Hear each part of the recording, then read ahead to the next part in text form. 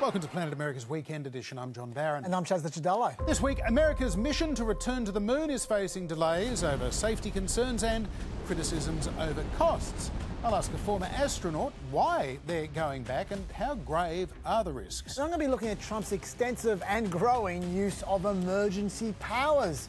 Does it mean he can really do anything he likes? First, though, to the killing of Charlie Kirk. Conservative activist and podcaster Charlie Kirk has been shot during an event at Utah Valley University. The founder of Turning Point USA, a conservative student organization, is known for his outspoken views on politics, culture, religion, often taking his messages to colleges and universities. Kirk's death from a gunshot wound to the neck was soon confirmed by President Trump on social media, who later paid this tribute. Charlie inspired millions, and tonight, all who knew him and loved him are united in shock and horror. Charlie was a patriot who devoted his life to the cause of open debate and the country that he loved so much, the United States of America. And there was a tragic irony to the exact timing of Kirk's shooting. On social media video, we can hear the audio where an audience member asked Kirk about mass shooters in America right before the gunshot. An audience member says, "Do you know how many mass shooters there have been in America over the last 10 years? Kirk says, "Counting or not counting gang violence," and that is when that single shot was fired. Although aged just 31, Charlie Kirk was a very significant political and cultural figure. He was a lot more than just another loudmouth with a podcast. He founded the conservative group Turning Point Action when he was still a teenager, pushing back against Barack Obama's appeal to younger voters, calling out what Kirk perceived as liberal bias on university campuses and elsewhere. As a political organiser, he played a very important role in last year's election campaign, targeting younger, infrequent and even non-voters on behalf of Donald Trump, channeling their economic frustrations, wrapping it in an anti-immigrant, pro-child message. The average American is having fewer children than ever before. Why? It's because for far too many, they simply can't afford them. The basic things our parents enjoyed are increasingly out of reach for Gen Z and millennials. You see, the American dream has become a luxury item for the wealthy elite. Happy countries have children. Broken countries have addiction, depression, and suffering. Central to Kirk's argument at last year's Republican convention was the idea that some young people are missing out because others are getting all the money and opportunities. Democrats have given hundreds of billions of dollars to illegals and foreign nations, while Gen Z has to pinch pennies just so that they can never own a home. That us and them message of resentment resonated enough to boost Trump's support amongst voters under 30, which Kirk's Turning Point Action Group helped to get to the polls and fueled by tens of millions of dollars in support from conservative donors.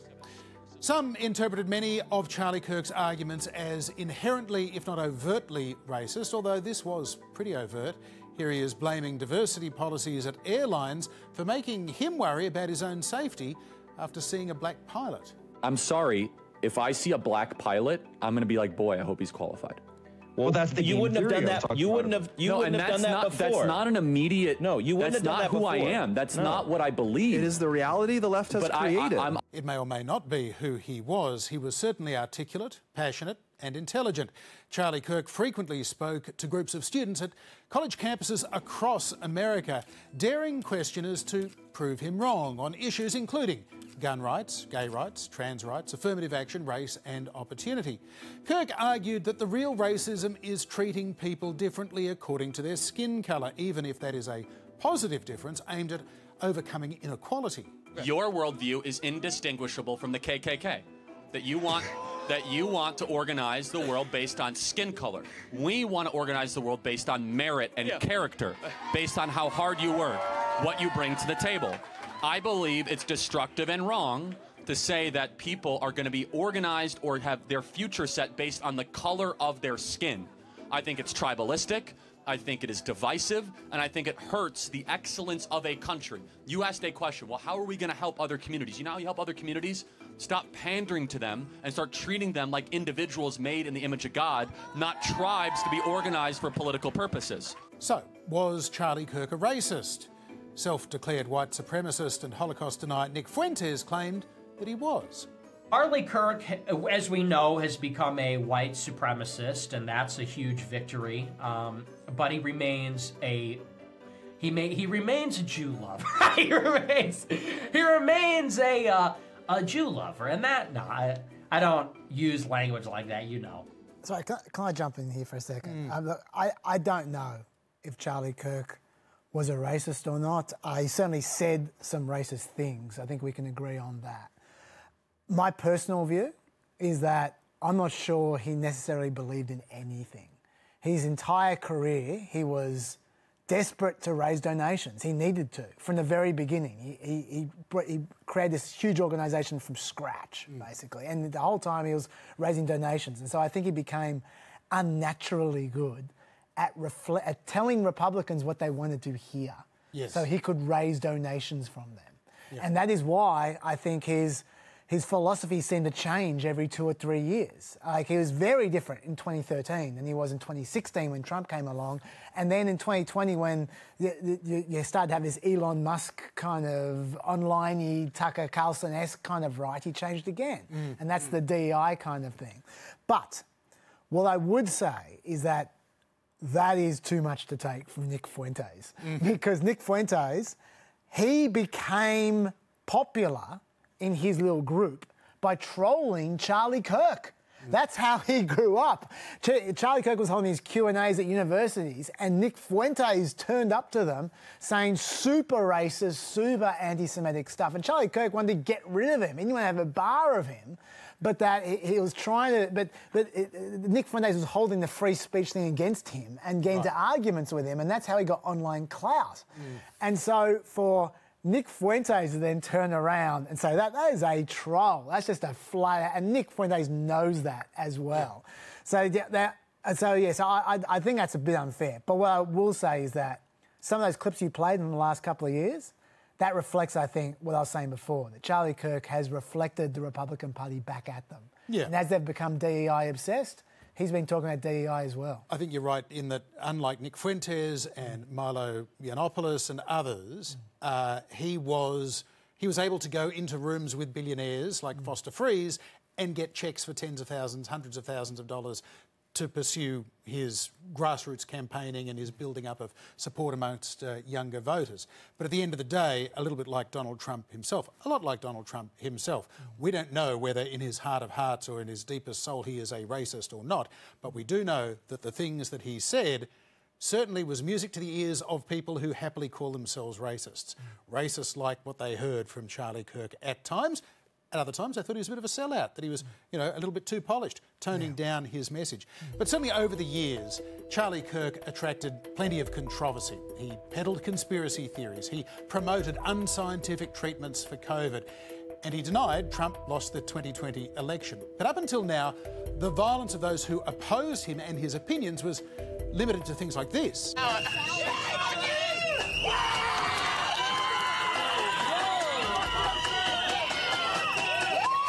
But now he's dead. And racist or not, he didn't deserve to die. He is an instant martyr to Trump's MAGA movement. The world's now second richest man, Elon Musk, didn't wait for a suspect to be identified or arrested, much less a motive to be established in this killing, to declare the left is the party of murder. And on Fox News, Sean Hannity was also quickly pointing the finger. But the left has given us 10 non-stop years of rage and hatred and vile language. And it's undeniable that it is poisoning the minds of many people in our country, and it needs to end. In fact, the left agrees on that. Here is the reaction from Democratic Senator Elizabeth Warren.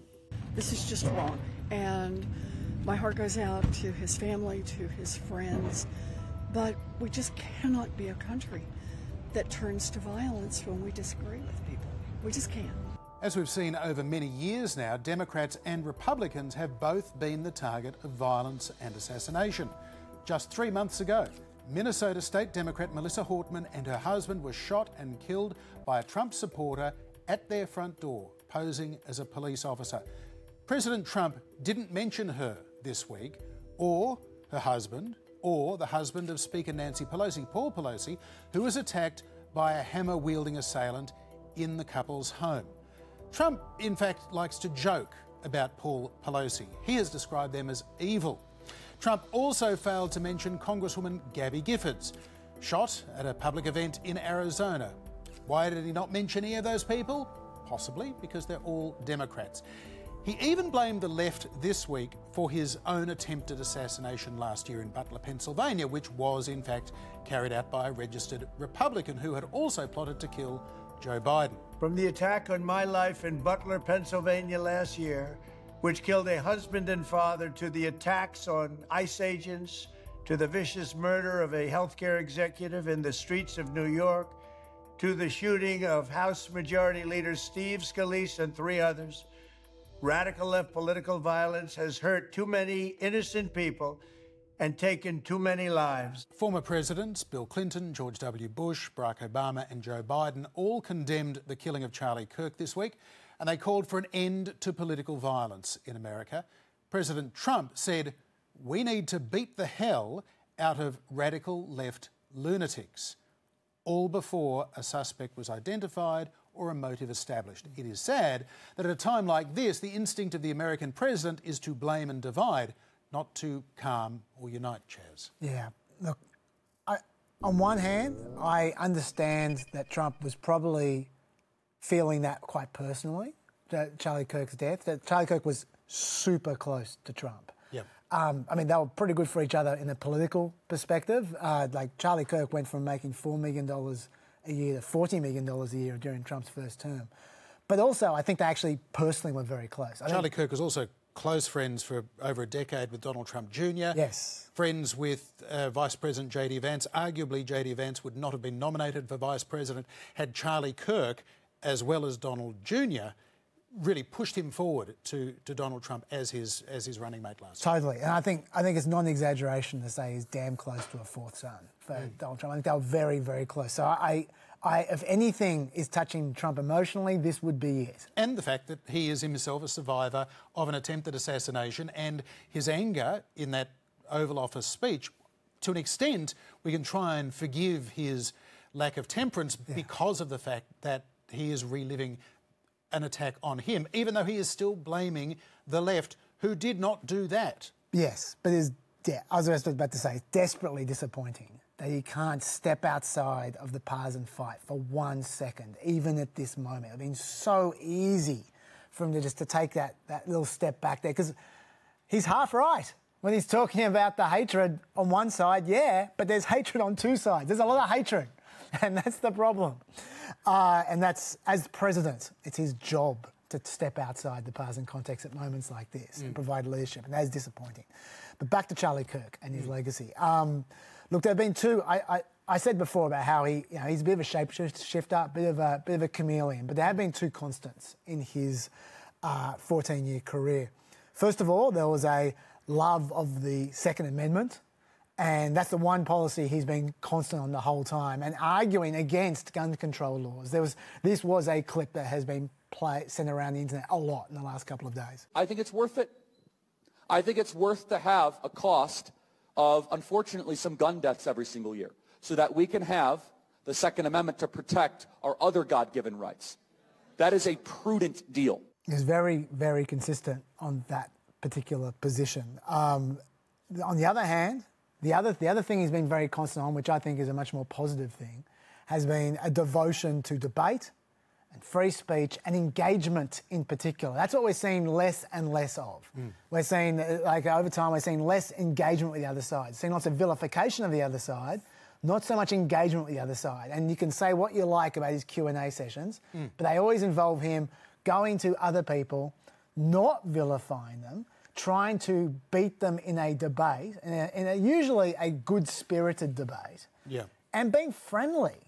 Like, that is what he did for... Now, It was in his interest for his group to do that because he's trying to recruit college students. I get it. Yeah.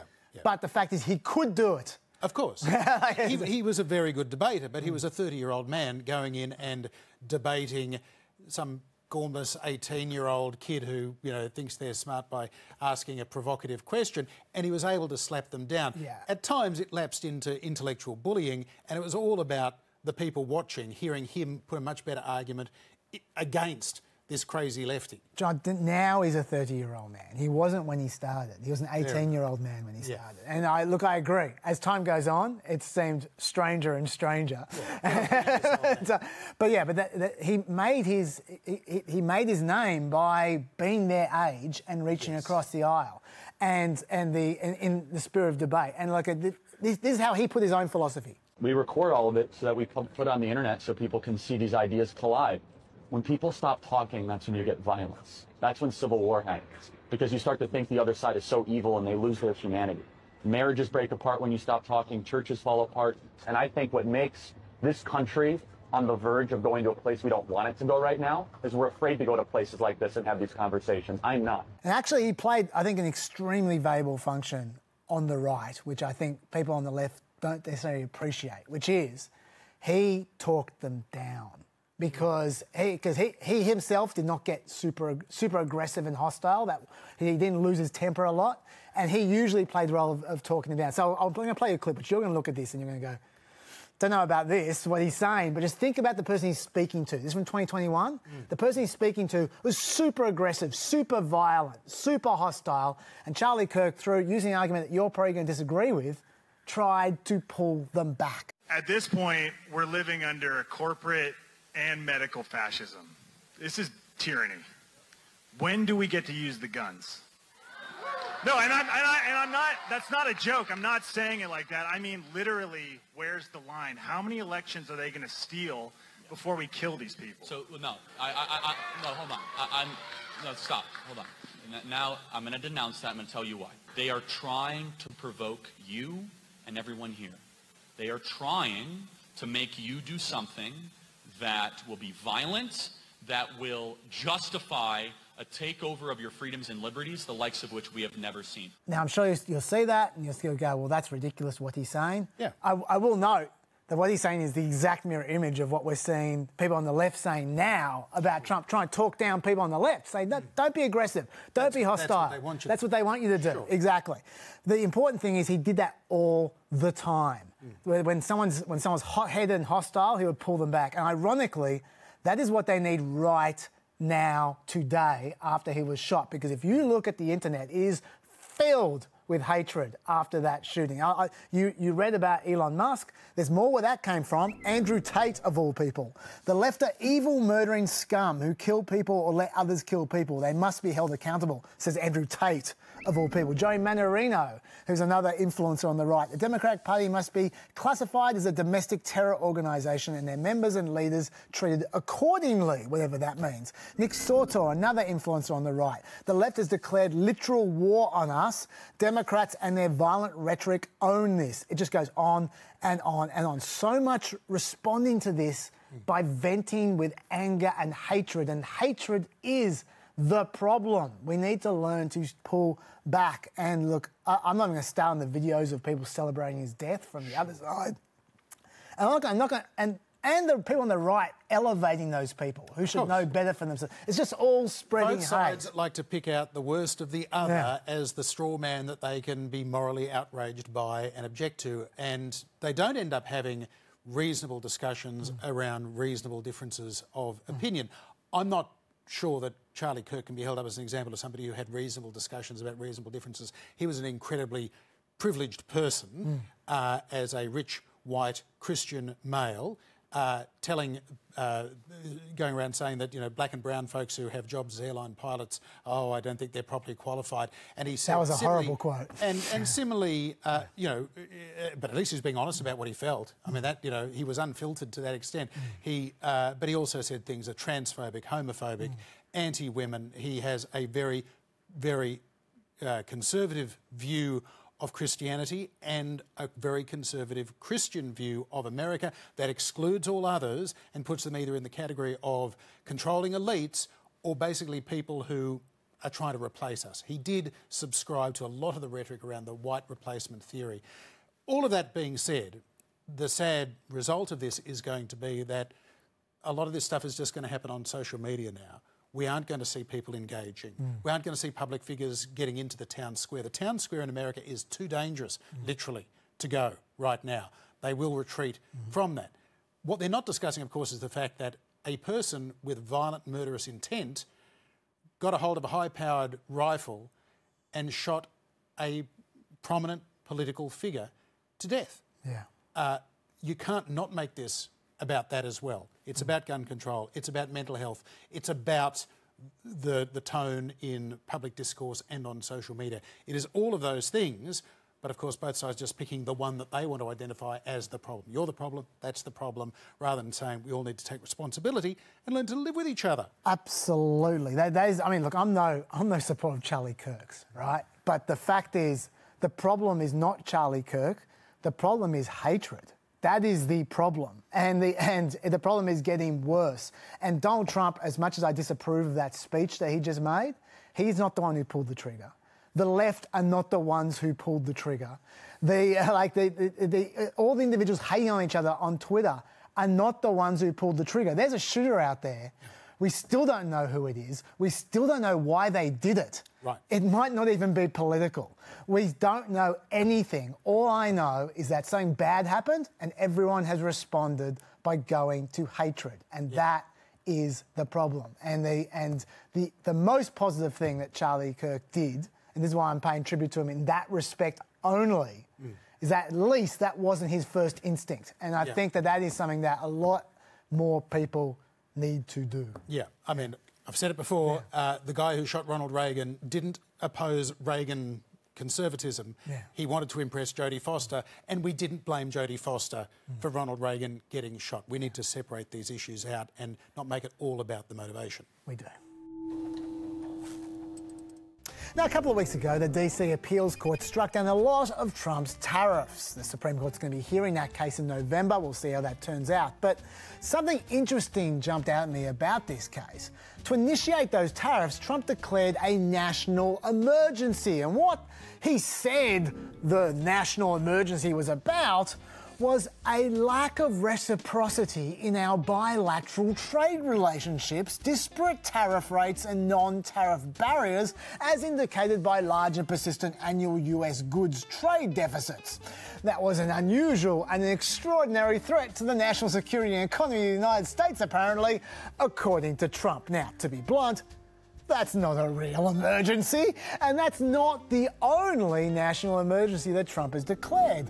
Illegal border crossings are an emergency, apparently. The Mexican cartels are an emergency. Failure to expedite mining and drilling on federal lands is an emergency. Illicit drugs coming in from Canada is an emergency. Illicit drugs coming in from China is an emergency. Illicit drugs coming in from Mexico is an emergency. The International Criminal Court is an emergency, apparently. The trade deficit, as we just heard, is an emergency. Brazil's prosecution of its former President Jair Bolsonaro is an emergency. And of course, crime in Washington, D.C. is an emergency. And while Trump this year has pushed national emergency declarations as far as they can go, perhaps, he didn't invent this game. Joe Biden, for instance, attempted to use a 2003 emergency law to cancel student loan debt, but the Supreme Court struck that down. And if we look through history at presidents over the last 70 years, there's an obvious acceleration in the use of national emergency laws since Reagan, especially from Bill Clinton, and now in the first 6 months of Trump's second term. So why do we care? Well, because emergency powers are greater than normal presidential powers. In fact, there are 150 statutory provisions available during national emergencies that a president might want to take advantage of, including the ability to shut down or control domestic transportation, to suspend the Clean Air Act, even to seize Americans' private property. So if presidents can just declare anything they like to be an emergency for as long as they like, and then they're rewarded with extra powers, that's potentially a massive issue. To find out more, I spoke to the Senior Director of the Brennan Center's Liberty and National Security Program, Liza Goitein. Liza Goitein, welcome to Planet America. Thanks so much for having me. Now, Trump seems to be pushing emergency laws pretty hard at the moment. Who's dropping the ball here in not restricting him? Is it Congress, or is it the Supreme Court, or is it neither? Maybe the use of those powers just can't be easily restricted. Unfortunately, the law as it's written right now does not place any substantive restrictions on the president's ability to declare a national emergency. There are no substantive criteria that have to be met. There's no definition of a national emergency. And because such a declaration unlocks such potent authorities, including powers that are contained in 150 different provisions of law, the temptation has always been there to misuse or abuse that authority. Previous presidents, though, have shown quite a bit of restraint in using these powers. And in fact, 70% of the emergency powers Congress has made available have never been used since the National Emergencies Act was passed. That pattern of restraint was unfortunately broken during the first Trump administration. And we saw President Biden building on that a little bit with his use of emergency powers. And now, of course, we're really in an unprecedented situation where President Trump has declared 9 national emergencies since he took office, a rate that far surpasses the next highest number, which was actually President Trump in his first administration. So you're saying none of these emergency powers laws provide a strict definition of what qualifies as an actual emergency or some kind of limitation on the use of those powers?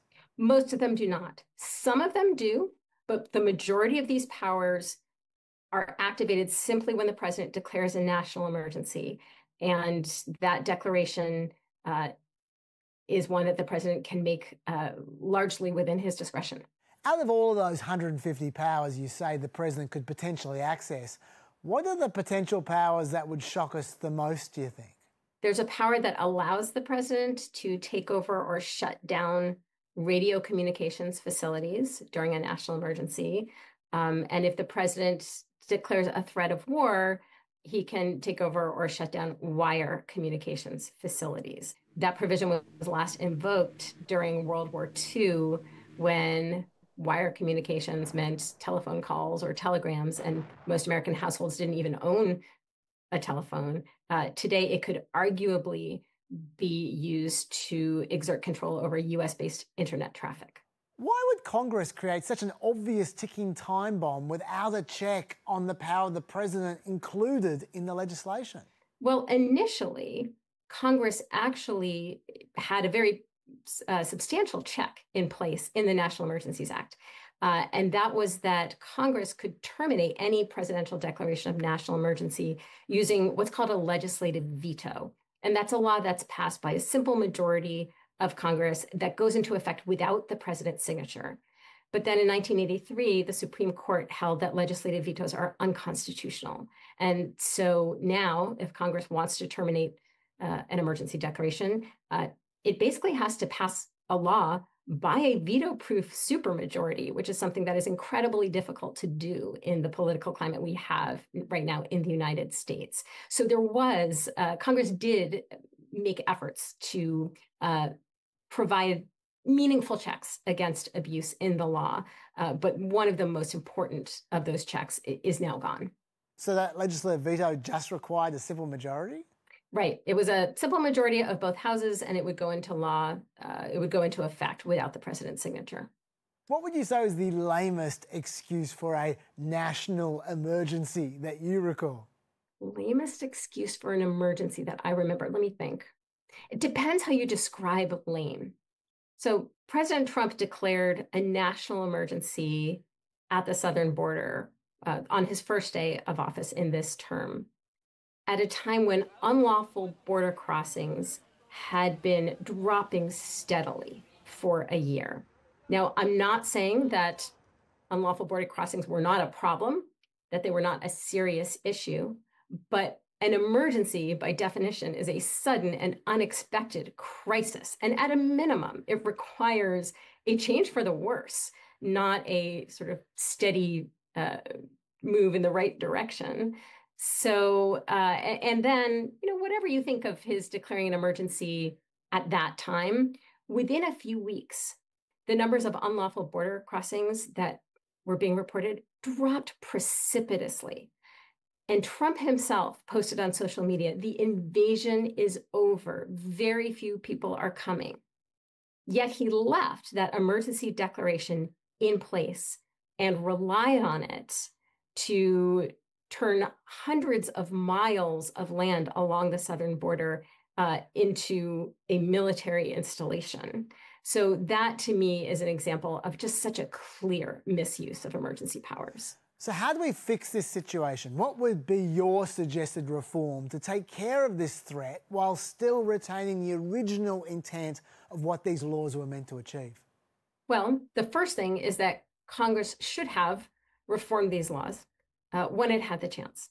Now, it's going to be very difficult right now because in order to pass any reforms, Congress is going to either need the president to sign them into law, or Congress is going to have to be able to muster a veto-proof supermajority. And again, that is incredibly difficult to do. The courts have a role.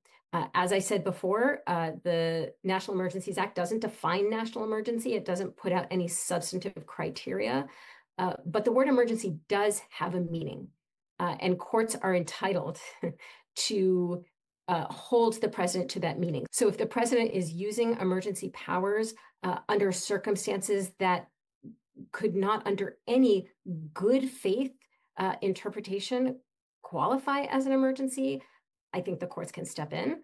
And in addition, they certainly have a role in preventing the president from exceeding the authorities that are given to him by the individual emergency powers he can invoke. And that is what's happened, for example, in the tariffs case, where the president has claimed that the International Emergency Economic Powers Act gives him the power to impose tariffs on almost every nation in the world. And what the courts have been saying up until now is no. It authorizes certain measures, actually some quite potent and sweeping economic measures that the president can take. It does not authorize these worldwide tariffs. So, Liza, in your view then, is this tariffs case that the Supreme Court's about to hear a very important case because of the precedent it might set with the use of emergency powers? Absolutely. I think this is really going to be a test of whether the Supreme Court is willing to serve as a backstop against abuse of emergency powers. I don't want to overstate it. I'm not willing to say that if the Supreme Court upheld these tariffs, it would never step in an abuse of emergency powers, such as a claim of some kind of emergency right to overturn an election. But I do think that this is an extremely important case, and I'm hopeful that the Supreme Court will serve its role. Liza Goitin, thanks for visiting Planet America. It's my pleasure. Thanks for having me. It was way back in 2017, the first year of Donald Trump's first term as president, that he announced plans for the United States to return to the moon. This time, we will not only plant our flag and leave our footprint, we will establish a foundation for an eventual mission to Mars and perhaps someday to many worlds beyond. At the time, that was met with a certain amount of ridicule. Getting there was one of America's greatest achievements. But what if America could get there again?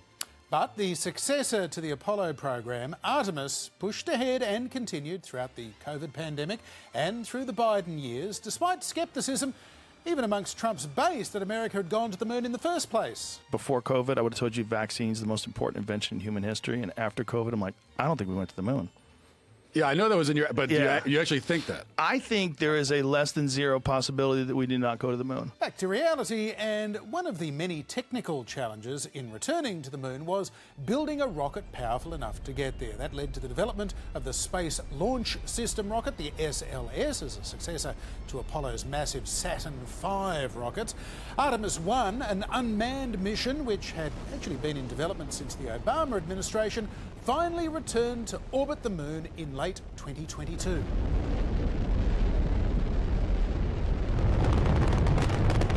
very impressive stuff, and that mission was largely successful. But after the Orion spacecraft returned to Earth, NASA scientists detected uneven damage to the capsule's heat shield, raising fears of a potentially catastrophic failure on re-entry. Artemis 2, with a human crew of 4, was due to orbit the moon this month. But that flight has now been delayed by those heat shield concerns until at least April next year, with Artemis 3 now not due to return humans to the lunar surface until 2027. But if the history of both the Apollo and Artemis programs teaches us anything, it's probably that delays are almost inevitable, as are the risks and the cost overruns and nagging questions about whether it's actually worth the money. Around $24 billion spent on Artemis already, with each launch expected to cost an additional $4 billion at least. Well, for more on this, I spoke to Mike Massimino. He is a retired NASA astronaut. He flew 2 missions to service the Hubble Space Telescope. One of those was the second last flight of the Space Shuttle Columbia before its burn-up on re-entry in 2003 as a result of damaged insulation on its wing. These days, Mike Massimino is a professor at Columbia University. Mike Massimino, welcome to Planet America. What can you tell us about these concerns over the heat shield on the Orion capsule? Just how serious is this? Well, certainly, John. You know, you have to go really fast to get to space, and to go to the moon is going to take a lot of energy, and all that power you see when a rocket launches, all that speed. For example, orbital speed around our planet is 17,500 miles an hour. They're going to be going even faster going to the moon, especially when they start coming back from the moon and enter Earth's atmosphere. They're going to be going even faster than that. And you have to get all that energy out of the system, and because you want to slow down. In the case of the Orion, it's going to be coming down into the ocean with parachutes. And by the time the parachutes open, it's not going anywhere near as fast as it was when it was in space. So somehow you've got to lose all that energy. You've got to slow down. And the way a spacecraft slows down is through friction in the atmosphere. You know, we think even on a clear day, our atmosphere is kind of thin, and we don't really think of it as being a fluid, but it is. And when it's just like when you hit the water, if you were to slap the water with your hand, you're going to feel some resistance. And so that's kind of what happens when a spacecraft hits our atmosphere coming in from space.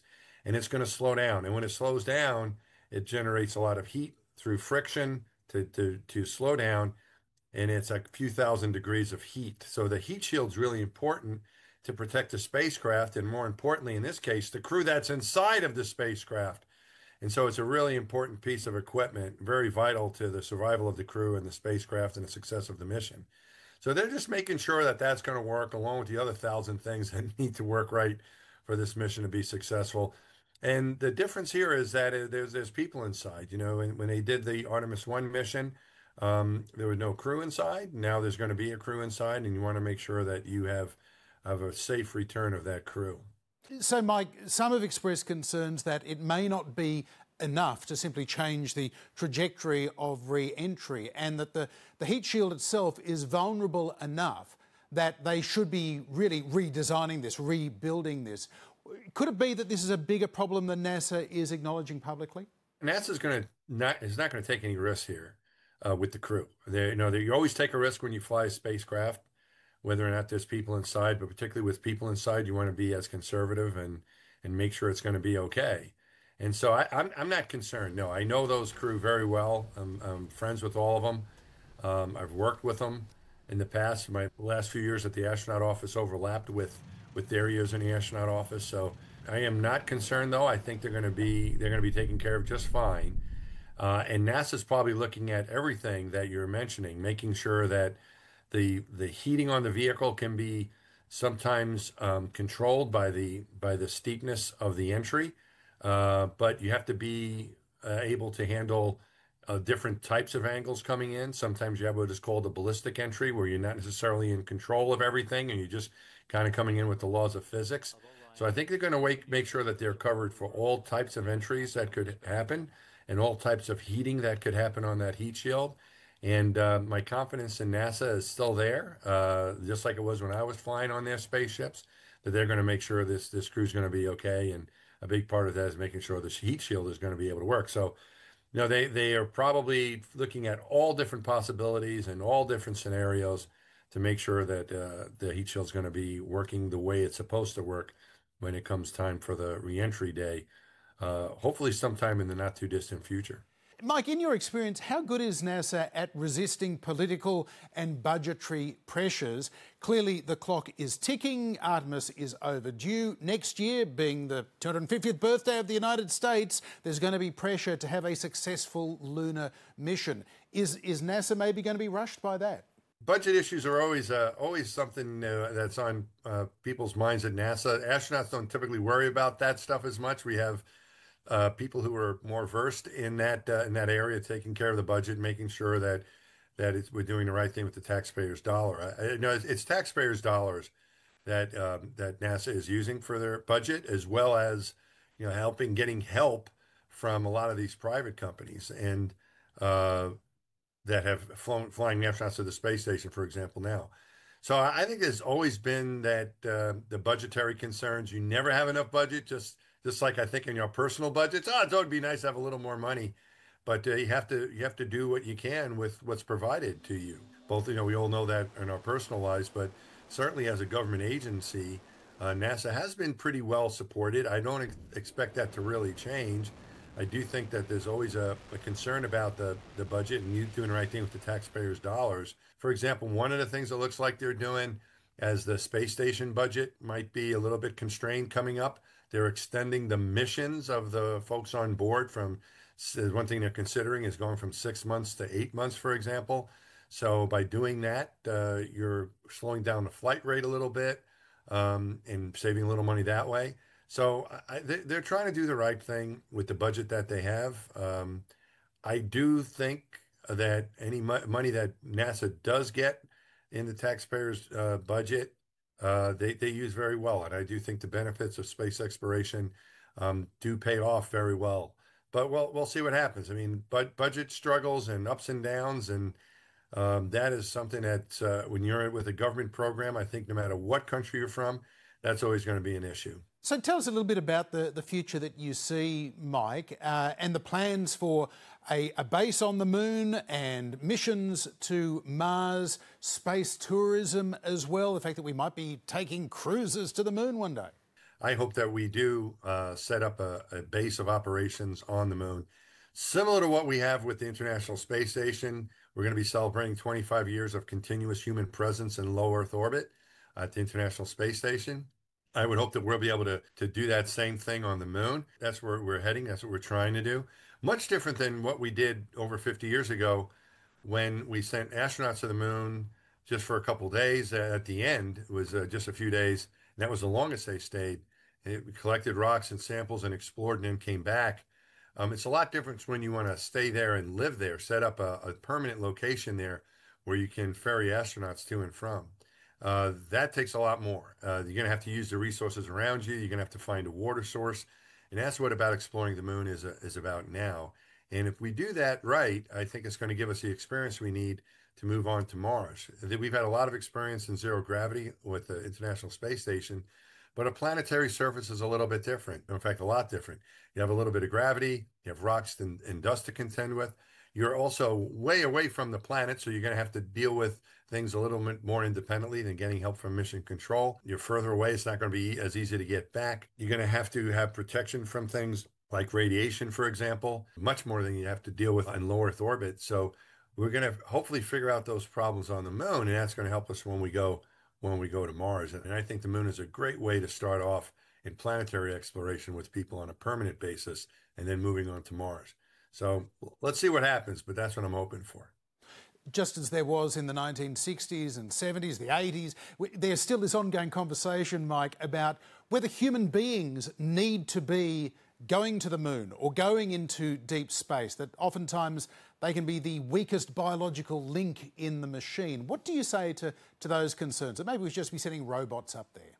I think people are a very important part of exploration. I think if you can send a robot or a spacecraft like we have done, for example, with Mars, you can get a lot of data and understand what's there, maybe look for places where water might exist. get as much as you can set up and getting your understanding of that location before you send people.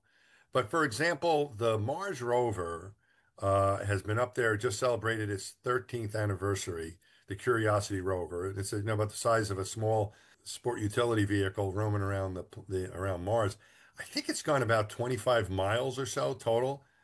But you could cover a lot of ground. If you put a person up there, you had a crew up there for 13 years, you would have covered a lot of ground. So it moves a lot more slowly. You can't do the same analysis. You can't do the same sort of innovation and thinking right now with robotic systems. So I think having people there would be a huge advantage. You could probably do all that science that has taken 13 years in just a couple of weeks with people there. So imagine what you could accomplish in a year or so. So I think that having these robotic vehicles and have their advantages, of course, you're not putting human life at risk. But if you really want to explore with the technology we have today and what we're going to have for the foreseeable future, you're going to want to have people involved when it's safe and when you're able to keep them safe and support them at these locations. We haven't done it. We haven't had people on the moon for over 50 years, and we haven't sent anywhere. That's the furthest we've sent people. So we still haven't sent anyone to Mars. I don't know exactly when that's going to happen, but I do think we're going to see a huge expansion of what the exploration capabilities are when we do get people involved. Mike, I suppose the other question you must get asked all the time is basically, what is it like in space? How do you describe something that is so different to what most of us will ever experience? Yeah, the opportunity to fly in space is extraordinary. It was a job, though. I mean, for the folks who are going on the Artemis missions, professional astronauts who work for their governments, it's a job, and it's a responsibility, and it's a lot of work, and it could be stressful at times. You want to do a good job, but it really is a job, but it really is a really cool job. And so, the work itself is really fulfilling and enjoyable. You're working with a great group of people. And then the experience of being in space is absolutely extraordinary. Getting a chance to be out there, particularly on the spacewalks I got to do on the Hubble Space Telescope, they were some of the most meaningful days of my life. They're extraordinary. And you can look at the planet from a high altitude, and it just looks like a paradise. And to me, I felt like I was looking straight into heaven. I can't imagine any place being more beautiful than our planet Earth. It's an extraordinary experience. I'm very grateful I had a chance to do it. I hope more and more people get to go. I'm glad to see that it's not just career, government, professional astronauts going to space now, but also there's a bit of tourism mixed in there too. So I think that that's good. And people can go to space for different reasons. I think that that's a great thing. And I would highly recommend it. I highly recommend the astronaut job as a career and the experience of flying in space to those who can get the opportunity. And right now it's kind of difficult, I think, especially for private citizens. I know I could never afford to pay what they pay to go to space to foot that bill, but hopefully that price will come down and more people will get a chance to experience spaceflight. Mike Massimino, thank you very much for joining us on Planet America. You bet, John. Thanks for having me. And on that out-of-this-world note, that's it for another trip to Planet America. But we will have another weekend edition next Friday night on ABC News, on ABC iView and online as well. And we have a brand new show on ABC TV on Monday night at 9:35 p.m. And do not forget the Planet Extra podcast, Pep, in all the best pod places. See you there. Bye-bye.